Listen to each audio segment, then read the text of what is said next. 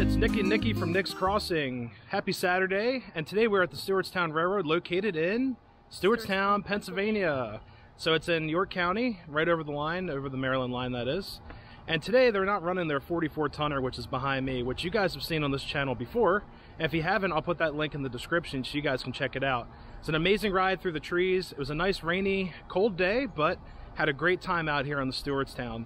But today they're riding something very special. We'll get a look at that right here. All right guys, and today they're running this beautiful engine to my right. It's the Jeddo Coal Company steam engine number 85. It's an old saddle tanker. Looks like an 040 style locomotive. And we'll be riding this into the woods. All right guys, so here is the side of the locomotive, and a couple of cool things to point out. There's a builder's plate for Vulcan Iron Works from 1928. And it's from Wilkes-Barre, Pennsylvania. Good old Wilkes-Barre, home of the tons of other railroads up there.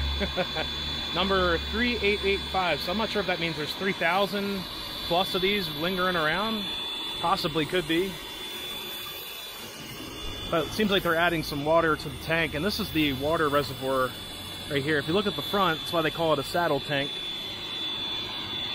because it sits like a saddle around the boiler right there. So here's your water tank, wraps all the way around, and that actually is pretty efficient because it keeps your water nice and warm. So when it enters the boiler, it's actually a warmer water source compared to having an tender cooling off in the winter months, things like that. It also consolidates the engine and adds weight for traction, which is very important as well. All right guys, and that's a good thing that just happened. That is a safety release on the boiler. So it is that steam. It's probably gonna happen multiple times before this engine takes out.